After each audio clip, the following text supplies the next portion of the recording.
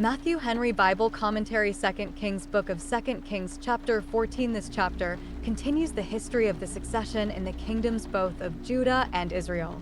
In the kingdom of Judah here is 1. The entire history, as much as is recorded in this book, of Amaziah's reign. 1. His good character, verse 1 to 4. 2. The justice he executed on the murderers of his father, version 5, 6. 3. His victory over the Edomites, version 7. 4. His war with Joash and his defeat in that war, verse 8 to 14. 5. His fall at last by a conspiracy against him, verse 17 to 20. 2. The beginning of the history of Azariah, version 21, 22. 2. In the kingdom of Israel, the conclusion of the reign of Joash, version 15, 16, and the entire history of Jeroboam his son, the second of that name, verse 23 to 29. How many great men are made to stand in a little compass in God's book? The reign of Amaziah, 828 BC. 1. In the second year of Joash son of Jehoahaz king of Israel reigned Amaziah the son of Joash king of Judah. 2. He was 20 and 5 years old when he began to reign, and reigned 20 and 9 years in Jerusalem. And his mother's name was Jehoadan of Jerusalem.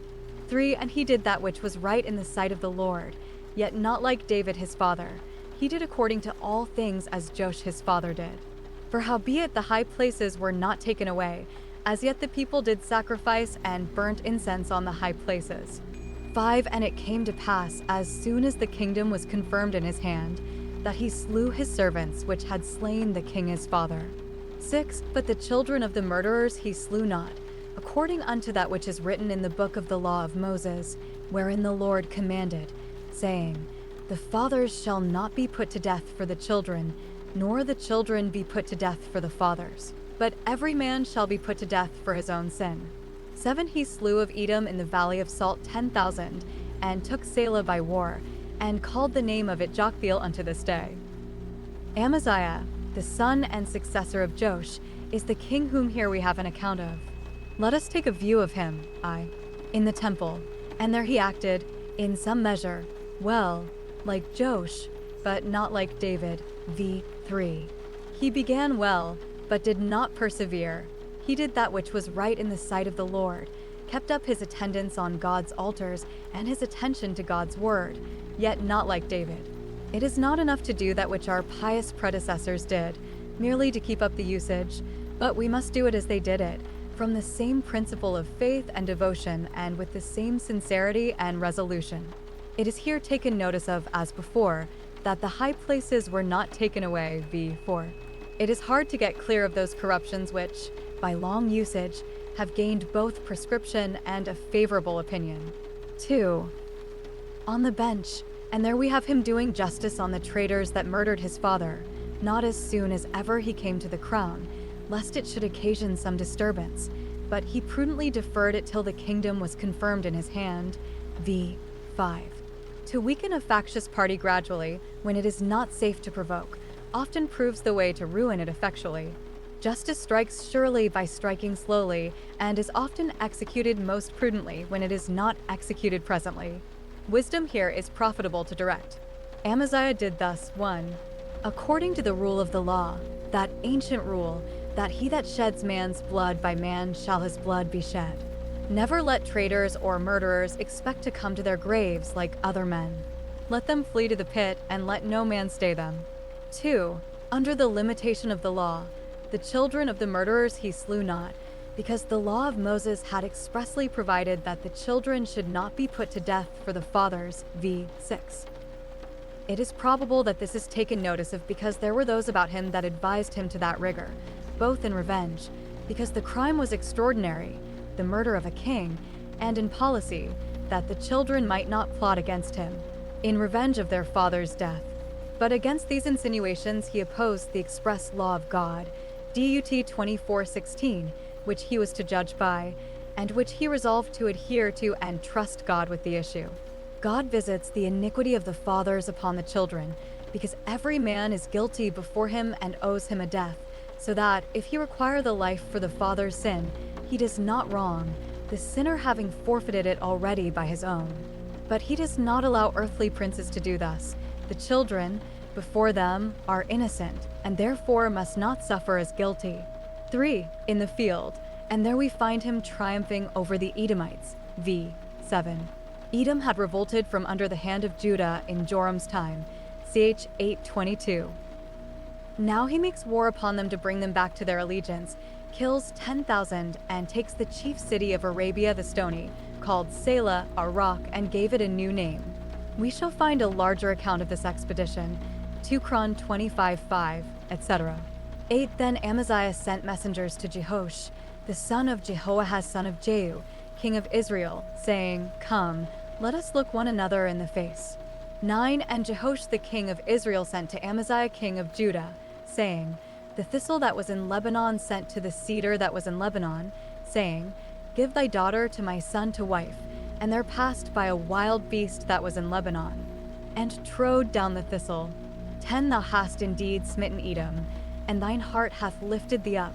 Glory of this, and tarry at home.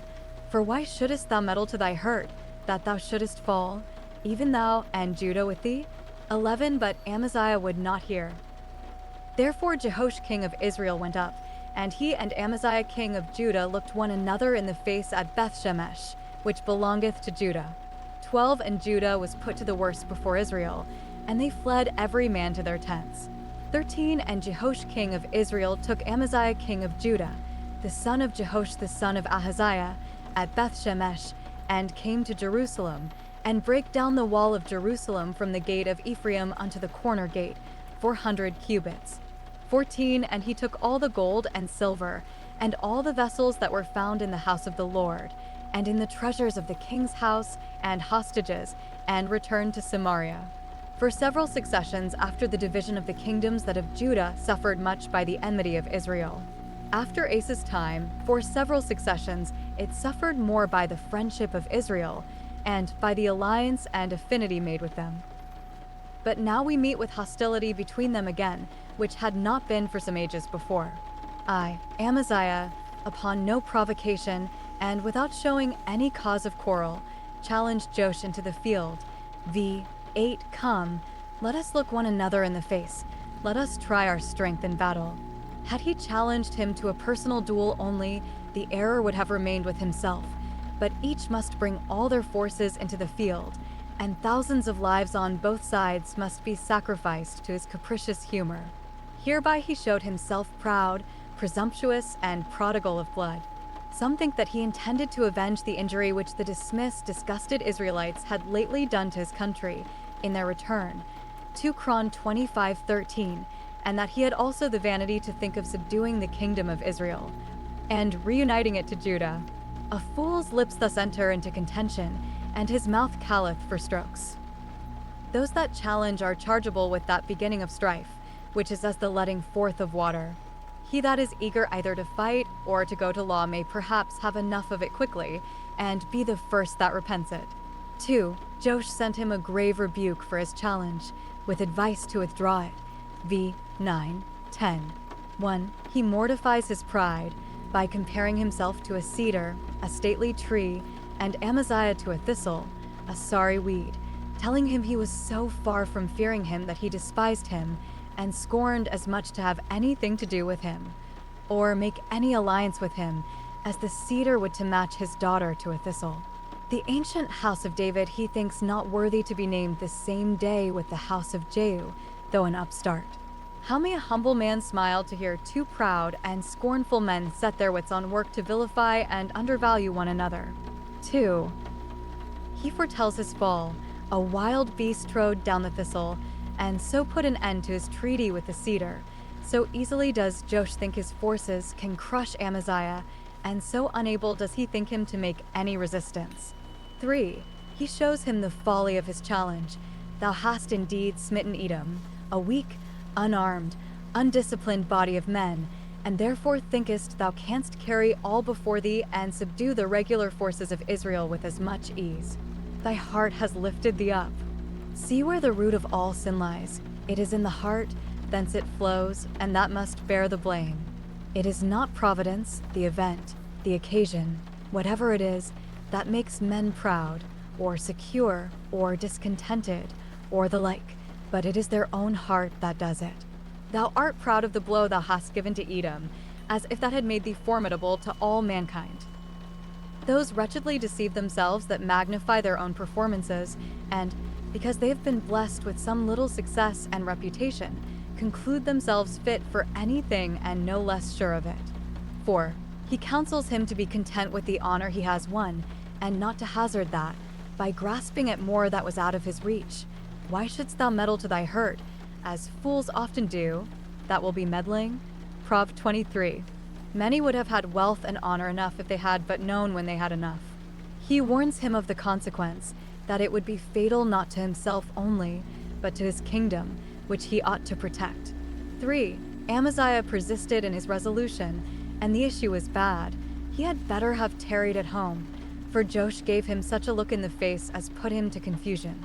Challengers commonly prove to be on the losing side. 1. His army was routed and dispersed, v. 12. Josephus says, when they were to engage, they were struck with such terror that they did not strike a stroke, but everyone made the best of his way. 2. He himself was taken prisoner by the king of Israel, and then had enough of looking him in the face. Amaziah's pedigree comes in here somewhat abruptly, the son of Joash, the son of Ahaziah, because perhaps he had gloried in the dignity of his ancestors, or because he now smarted for their iniquity. 3. The conqueror entered Jerusalem, which tamely opened to him, and yet he broke down their wall, and, as Josephus says, drove his chariot in triumph through the breach, in reproach to them, and that he might, when he pleased, take possession of the royal city. 4. He plundered Jerusalem, took away all that was valuable, and returned to Samaria, laden with spoils, v. 14. It was said of Joash that he did that which was evil in the sight of the Lord, and of Amaziah that he did that which was right. And yet Joash triumphs thus over Amaziah, and why so?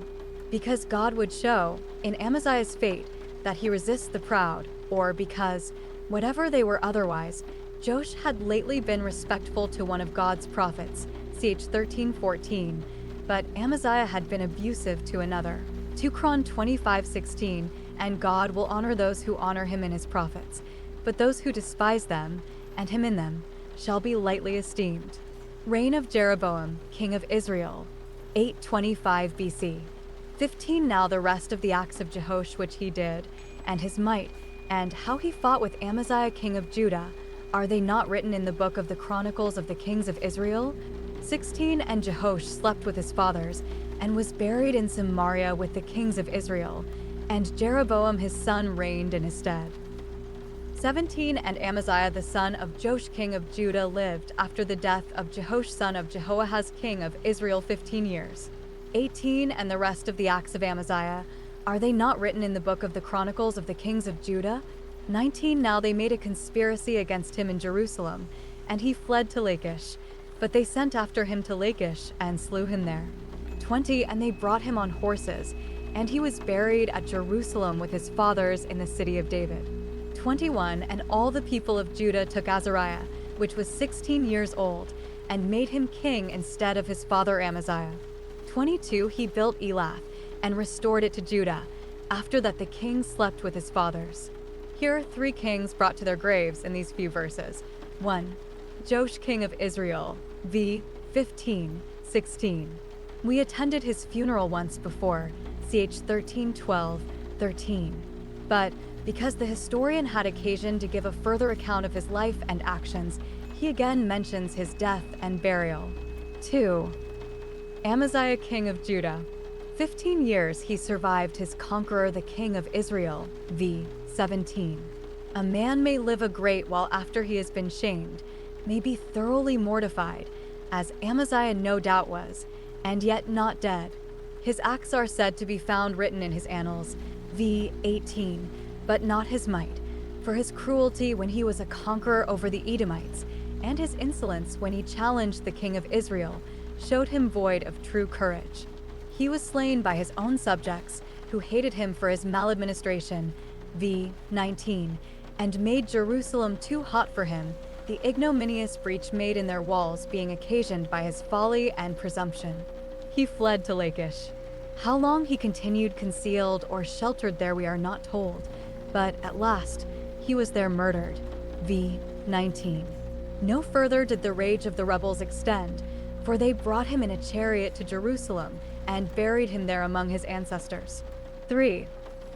Azariah succeeded Amaziah, but not till 12 years after his father's death, for Amaziah died in the 15th year of Jeroboam, as appears by comparing v.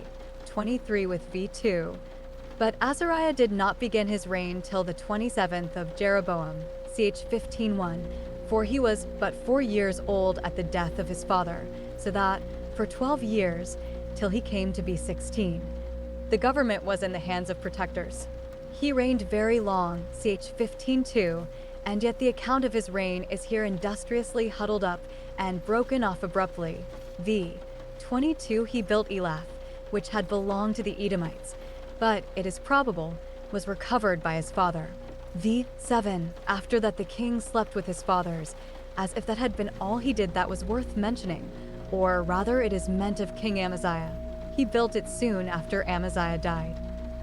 23 In the 15th year of Amaziah the son of Joash king of Judah, Jeroboam the son of Joash king of Israel began to reign in Samaria, and reigned 41 years.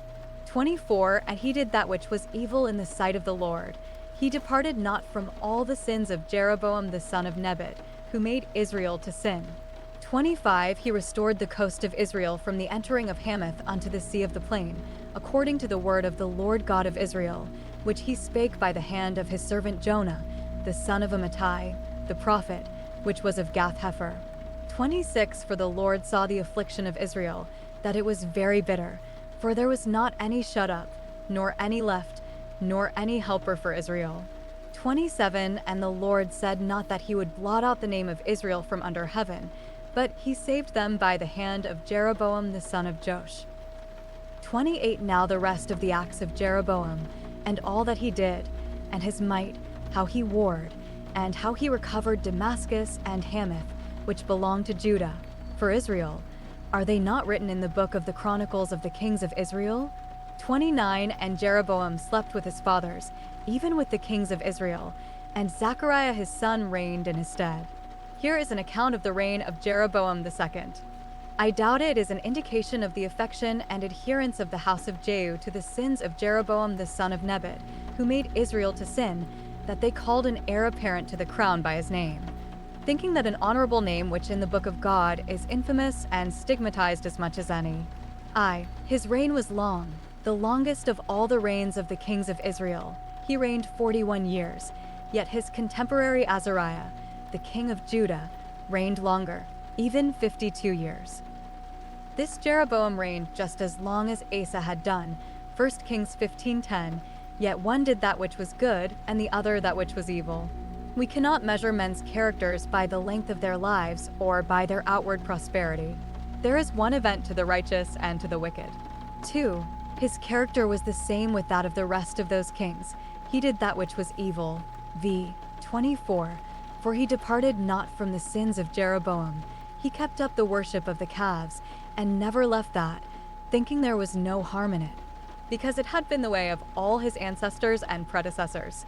But a sin is nevertheless evil in God's sight, whatever it is in ours, for its being an ancient usage, and a frivolous plea it will be against doing good, that we have been accustomed to do evil. 3.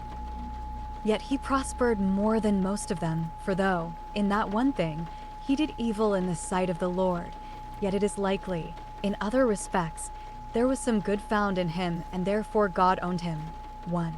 By prophecy, he raised up Jonah the son of Amittai, a Galilean. So much were those mistaken that said, Out of Galilee saith no prophet, John 7:52, and by him intimated the purposes of his favor to Israel, notwithstanding their provocations, encouraged him and his kingdom to take up arms for the recovery of their ancient possessions, and, which would contribute not a little to their success, assured them of victory. It is a sign that God has not cast off his people if he continue faithful ministers among them. When Elisha, who strengthened the hands of Joash, was removed, Jonah was sent to encourage his son. Happy is the land that has a succession of prophets running parallel with a succession of princes, that the word of the Lord may endure forever. Of this Jonah we read much in that little book of scripture that bears his name. It is probable that it was when he was a young man, and fit for such an expedition, that God sent him to Nineveh, and that it was when he had yet been but a little conversant with the visions of God that he flew off and fretted as he did. And if so, this is an undoubted evidence of the forgiveness of his faults and follies, that he was afterwards employed as a messenger of mercy to Israel. A commission amounts to a pardon, and he that had himself found mercy, notwithstanding his provocations, could the better encourage them with the hope of mercy notwithstanding theirs. Some that have been foolish and passionate, and have gone about their work very awkwardly at first, yet afterwards have proved useful and eminent. Men must not be thrown away for every fault. 2. By providence. The event was according to the word of the Lord. His arms were successful. He restored the coast of Israel, recovered those frontier towns and countries that lay from Hamath in the north to the Sea of the Plain, that is, the Sea of Sodom, in the south, all which the Syrians had possessed themselves of. v. 25. 2 reasons are here given why God blessed them with those victories. 1. Because their distress was very great, which made them the objects of his compassion. v. 26. Though he saw not any signs of their repentance and formation, yet he saw their affliction, that it was very bitter. Those that lived in those countries which the enemies were masters of were miserably oppressed and enslaved, and could call nothing their own. The rest, we may suppose, were much impoverished by the frequent incursions the enemy made upon them to plunder them, and continually terrified by their threatenings, so that there was none shut up or left. Both towns and countries were laid waste and stripped of their wealth, and no helper appeared. To this extremity were they reduced, in many parts of the country, in the beginning of Jeroboam's reign, when God, in mere pity to them, heard the cry of their affliction, for no mention is made here of the cry of their prayers, and wrought this deliverance for them by the hand of Jeroboam. Let those whose case is pitiable take comfort from the divine pity. We read of God's bowels of mercy, Isaiah 63:15 to 31:20, and that he is full of compassion, PS 86:15. 2. Because the decree had not yet gone forth for their utter destruction, he had not as yet said he would blot out the name of Israel, v. 27, and because he had not said it, he would not do it. If this be understood of the dispersion of the 10 tribes, he did say it and do it, for that name still remains under heaven in the gospel Israel, and will to the end of time, and because they, at present, bore that name which was to have this lasting honor.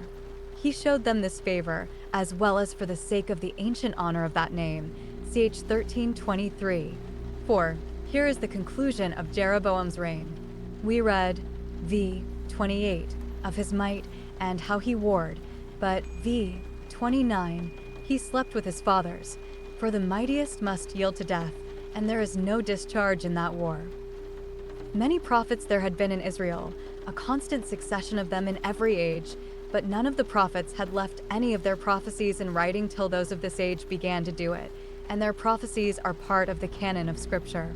It was in the reign of this Jeroboam that Hosea, who continued very long a prophet, began to prophesy, and he was the first that wrote his prophecies. Therefore the word of the Lord by him is called the beginning of the word of the Lord. Hos 1:2. Then that part of the word of the Lord began to be written.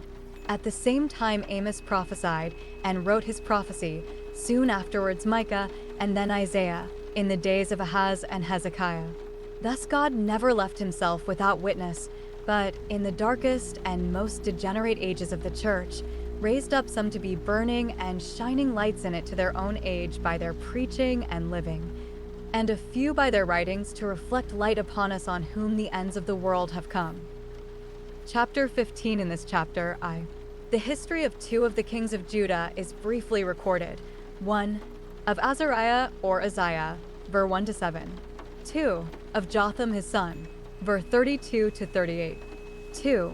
The history of many of the kings of Israel that reigned at the same time is given us in short, 5 in succession, all of whom, except one, went down slain to the pit, and their murders were their successors. 1. Zechariah, the last of the house of Jehu, reigned 6 months, and then was slain and succeeded by Shallum, verse 8 to 12.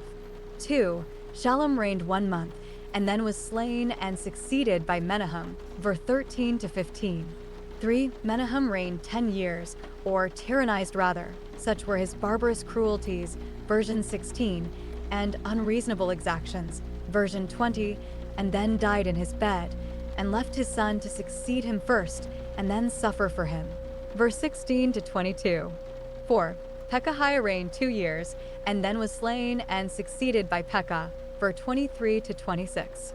5.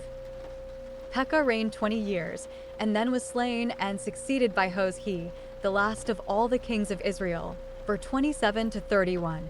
For things were now working and hastening apace towards the final destruction of that kingdom. The reign of Azariah, 798 BC. 1 in the 27th year of Jeroboam king of Israel began Azariah son of Amaziah king of Judah to reign.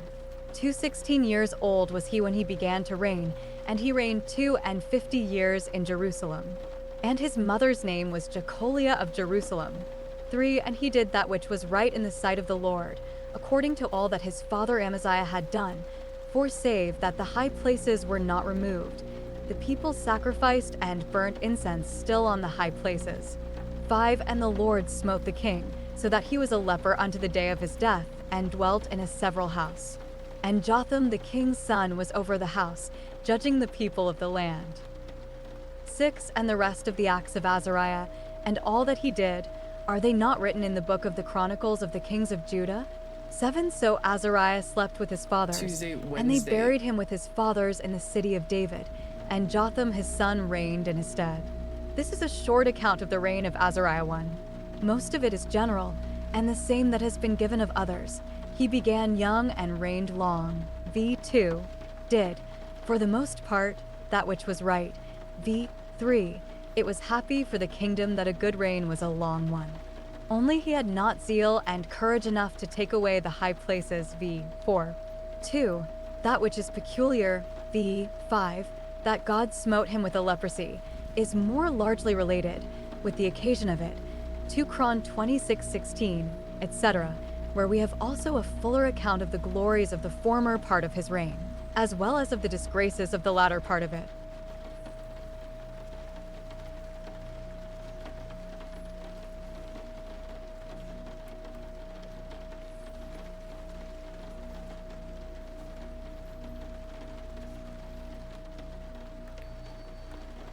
He did that which was right, as Amaziah had done. Like him, he began well, but failed before he finished. Here we are told, 1. That he was a leper. The greatest of men are not only subject to the common calamities, but also to the common infirmities of human nature, and, if they be guilty of any heinous sin, they lie as open as the meanest to the most grievous strokes of divine vengeance. 2. God smote him with this leprosy, to chastise him for his presumptuous invasion of the priest's office. If great men be proud men, some way or other God will humble them, and make them know he is both above them and against them, for he resisteth the proud. 3. That he was a leper to the day of his death. Though we have reason to think he repented and the sin was pardoned, yet, for warning to others, he was continued under this mark of God's displeasure as long as he lived, and perhaps it was for the good of his soul that he was so. 4. That he dwelt in a separate house, as being made ceremonially unclean by the law, to the discipline of which, though a king, he must submit. He that presumptuously intruded into God's temple, and pretended to be a priest, was justly shut out from his own palace, and shut up as a prisoner or recluse, ever after. We suppose that his separate house was made as convenient and agreeable as might be. Some translated a free house, where he had liberty to take his pleasure. However, it was a great mortification to one that had been so much a man of honor, and a man of business as he had been, to be cut off from society and dwell always in a separate house. It would almost make life itself a burden, even to kings. Though they have never any to converse with but their inferiors, the most contemplative men would soon be weary of it. 5. That his son was his viceroy in the affairs both of his court, for he was over the house, and of his kingdom, for he was judging the people of the land, And it was both a comfort to him and a blessing to his kingdom that he had such a son to fill up his room. The reigns of Zechariah, Shallum, Menahem, Pekahiah, Pekah, and Hosea, 758 BC. 8 in the 38th year of Azariah king of Judah did Zechariah the son of Jeroboam reign over Israel in Samaria 6 months. 9 And he did that which was evil in the sight of the Lord, as his fathers had done. He departed not from the sins of Jeroboam the son of Nebat, who made Israel to sin. 10 And Shallum the son of Jabesh conspired against him, and smote him before the people, and slew him, and reigned in his stead. 11 And the rest of the acts of Zechariah, behold, they are written in the book of the Chronicles of the kings of Israel. 12 This was the word of the Lord which he spake unto Jehu, saying, Thy sons shall sit on the throne of Israel unto the 4th generation. And so it came to pass. 13 Shallum the son of Jabesh began to reign in the 39th year of Uzziah king of Judah, and he reigned a full month in Samaria. 14 For Menahem the son of Gadi went up from Tirzah, and came to Samaria, and smote Shallum the son of Jabesh in Samaria, and slew him, and reigned in his stead. 15 And the rest of the acts of Shallum, and his conspiracy which he made, behold, they are written in the book of the Chronicles of the kings of Israel. 16 Then Menahem smote Tiphsah, and all that were therein, and the coasts thereof from Tirzah, because they opened not to him, therefore he smote it, and all the women therein that were with child he ripped up. 17 In the 39th year of Azariah king of Judah began Menahem the son of Gadi to reign over Israel, and reigned 10 years in Samaria. 18 And he did that which was evil in the sight of the Lord. He departed not all his days from the sins of Jeroboam the son of Nebat, who made Israel to sin. 19 And Pul the king of Assyria came against the land, and Menahem gave Pul 1,000 talents of silver, that his hand might be with him to confirm the kingdom in his hand. 20 And Menahem exacted the money of Israel, even of all the mighty men of wealth, of each man 50 shekels of silver, to give to the king of Assyria. So the king of Assyria turned back, and stayed not there in the land. 21 And the rest of the acts of Menahem, and all that he did, are they not written in the book of the Chronicles of the kings of Israel? 22 And Menahem slept with his fathers, and Pekahiah his son reigned in his stead. 23 In the 50th year of Azariah king of Judah, Pekahiah the son of Menahem began to reign over Israel in Samaria, and reigned 2 years. 24 And he did that which was evil in the sight of the Lord. He departed not from the sins of Jeroboam the son of Nebat, who made Israel to sin. 25 But Pekah the son of Remaliah, a captain of his, conspired against him, and smote him in Samaria, in the palace of the king's house, with Argob and Ariah, and with him 50 men of the Gileadites, and he killed him, and reigned in his room. 26 And the rest of the acts of Pekahiah, and all that he did, behold, they are written in the book of the Chronicles of the kings of Israel. 27 In the 52nd year of Azariah king of Judah, Pekah the son of Remaliah began to reign over Israel in Samaria, and reigned 20 years. 28 And he did that which was evil in the sight of the Lord. He departed not from the sins of Jeroboam the son of Nebat, who made Israel to sin. 29 In the days of Pekah king of Israel came Tiglath-Pileser king of Assyria, and took Ijon, and Abel-Beth-Maachah, and Genoa, and Kadesh, and Hazor, and Gilead, and Galilee, all the land of Naphtali, and carried them captive to Assyria. 30 And Hosea the son of Elah made a conspiracy against Pekah the son of Remaliah, and smote him, and slew him, and reigned in his stead, in the 20th year of Jotham the son of Uzziah. 31 And the rest of the acts of Pekah, and all that he did, behold, they are written in the book of the Chronicles of the kings of Israel. The best days of the kingdom of Israel were while the government was in Jehu's family. In his reign, and the next 3 reigns, though there were many abominable corruptions and miserable grievances in Israel, yet the crown went in succession, the kings died in their beds, and some care was taken of public affairs. But now that those days are at an end, the history which we have in these verses of about 33 years represents the affairs of that kingdom in the utmost confusion imaginable. Woe to those that were with child, v. 16, and to those that gave suck in those days, for then must needs be great tribulations, when, For the transgression of the land, many were the princes thereof. Aye, let us observe something in general concerning these unhappy revolutions and the calamities which must needs attend them, these bad times, as they may truly be called. 1. God had tried the people of Israel both with judgments and mercies, explained and enforced by his servants the prophets, and yet they continued impenitent and unreformed, and therefore God justly brought these miseries upon them, as Moses had warned them. If you will yet walk contrary to me, I will punish you yet 7 times more. Lev 26:21, etc. 2. God made good his promise to Jehu, that his sons to the 4th generation after him should sit upon the throne of Israel, which was a greater favor than was shown to any of the royal families either before or after his. God had said it should be so, Ch 10:30, and we are told in this chapter, v. 12, that so it came to pass. See how punctual God is to his promises. These calamities God long designed for Israel, and they deserved them, yet they were not inflicted till that word had taken effect to the full. Thus God rewarded Jehu for his zeal in destroying the worship of Baal and the house of Ahab, and yet, when the measure of the sins of the house of Jehu was full, God avenged upon it the blood then shed, called the blood of Jezreel, Hos 1:4. 3. All these kings did that which was evil in the sight of the Lord, for they walked in the sins of Jeroboam the son of Nebat. Though at variance with one another, yet in this they agreed, to keep up idolatry, and the people loved to have it so. Though they were emptied from vessel to vessel, that taste remained in them, and that scent was not changed. It was sad indeed when their government was so often altered, yet never for the better, that among all those contending interests none of them should think it as much their interest to destroy the calves as others had done to support them. 4.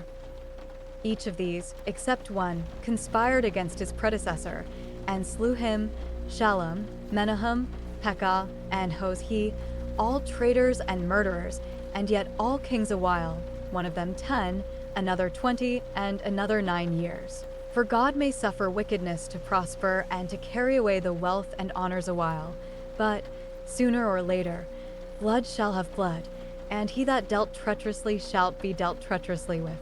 One wicked man is often made a scourge to another, and every wicked man, at length, a ruin to himself.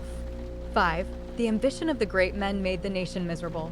Here is Tifsa, a city of Israel, barbarously destroyed, with all the coasts thereof, by one of these pretenders. v. 16. And no doubt it was through blood that each of them waded to the throne, nor could any of these kings perish alone. No land can have greater pests, nor Israel worse troubles, than such men as care not how much the welfare and repose of their country are sacrificed to their revenge and affectation of dominion.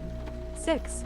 While the nation was thus shattered by divisions at home, the kings of Assyria, first one, v. 19, and then another, v. 29, came against it and did what they pleased. Nothing does more towards the making of a nation an easy prey to a common enemy than intestine broils and contests for the sovereignty. Happy the land where that is settled. 7. This was the condition of Israel just before they were quite ruined and carried away captive, for that was in the 9th year of Hoshe, the last of these usurpers. If they had, in these days of confusion and perplexity, humbled themselves before God and sought his face, that final destruction might have been prevented, but when God judgeth, he will overcome. These factions, the fruit of an evil spirit sent among them, hastened that captivity, for a kingdom thus divided against itself will soon come to desolation. 2. Let us take a short view of the particular reigns. 1. Zechariah, the son of Jeroboam, began to reign in the 38th year of Azariah or Uzziah, king of Judah, v. 8. Some of the most critical chronologers reckon that between Jeroboam and his son Zechariah the throne was vacant 22 years, others 11 years, through the disturbances and dissensions that were in the kingdom. And then it was not strange that Zechariah was deposed before he was well seated on the throne. He reigned but 6 months, and then Shallum slew him before the people, perhaps as Caesar was slain in the Senate, or he put him to death publicly as a criminal, with the approbation of the people, to whom he had, some way or other, made himself odious. So ended the line of Jehu. 2. But had Shallum peace, who slew his master? No, he had not. V. 13. 1 month of days measured his reign, and then he was cut off. Perhaps to this the prophet, who then lived, refers, Hos 5:7. Now shall a month devour them with their portions. That dominion seldom lasts long, which is founded in blood and falsehood. Menahem, either provoked by his crime or animated by his example, soon served him as he had served his master, slew him and reigned in his stead. V. 14. Probably he was general in the army, which then lay encamped at Tirzah, and, hearing of Shallum's treason and usurpation, hastened to punish it, as Omri did that of Zimri in a like case. 1 Kings 16:17. 3. Menahem held the kingdom 10 years. V. 17. But whereas we have heard that the kings of the house of Israel were merciful kings, 1 Kings 20:31, this Menahem, the scandal of his country, was so prodigiously cruel to those of his own nation who hesitated a little at submitting to him that he not only ruined a city and the coasts thereof, but, forgetting that he himself was born of a woman, ripped up all the women with child. V. 16. We may well wonder that ever it should enter into the heart of any man to be so barbarous and to be so perfectly lost to humanity itself.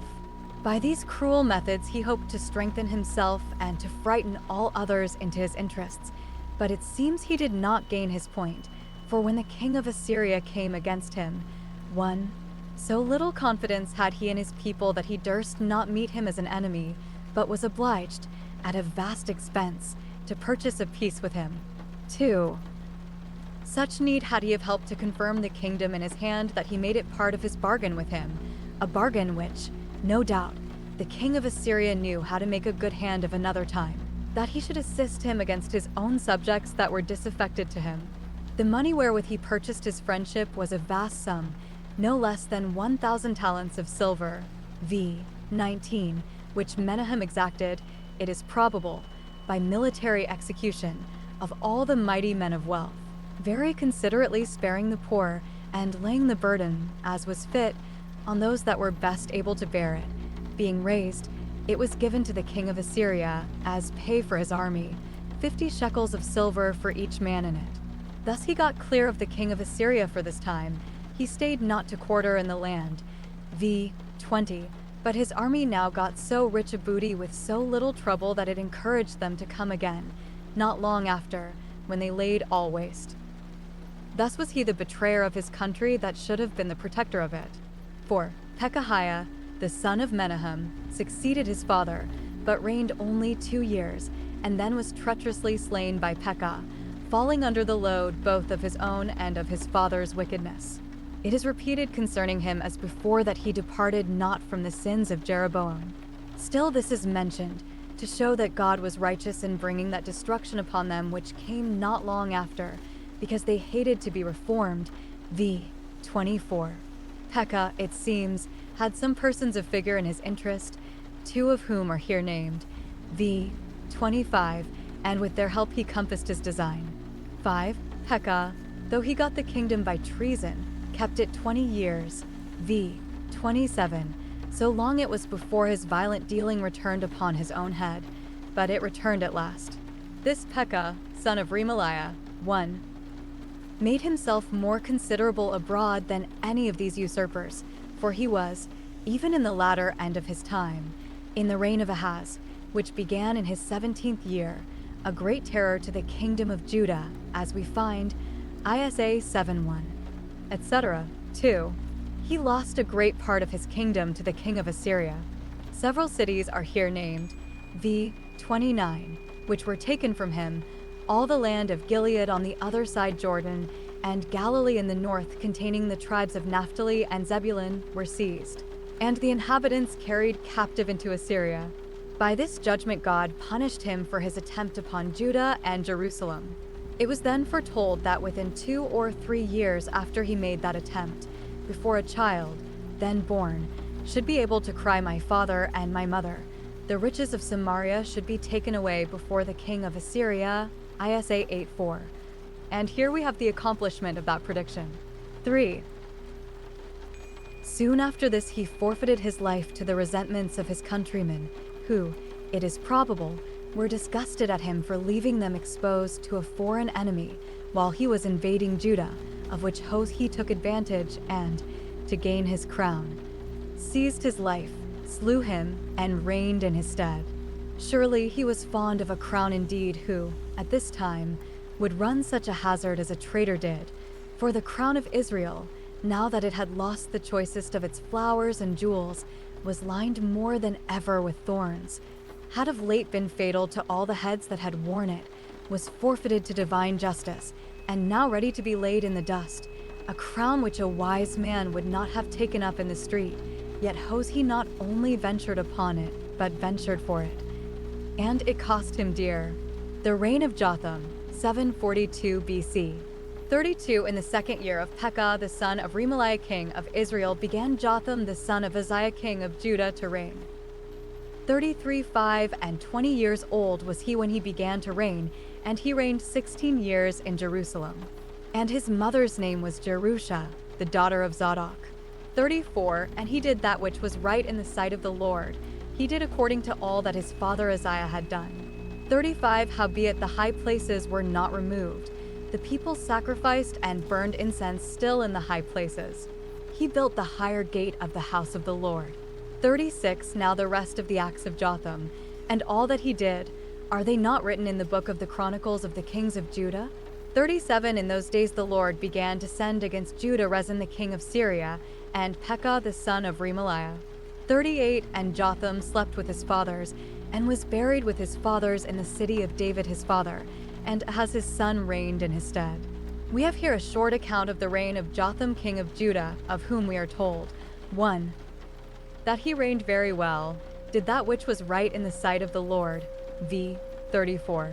Josephus gives him a very high character, stating that he was pious towards God, just towards men, and laid out himself for the public good, that, whatever was amiss, he took care to have it rectified, and, in short, wanted no virtue that became a good prince. Though the high places were not taken away, yet to draw people from them, and keep them close to God's holy place, he showed great respect to the temple, and built the higher gate which he went through to the temple.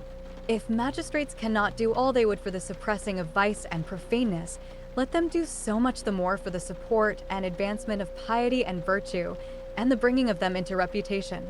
If they cannot pull down the high places of sin, yet let them build and beautify the high gate of God's house. 2. That he died in the midst of his days. V. 33.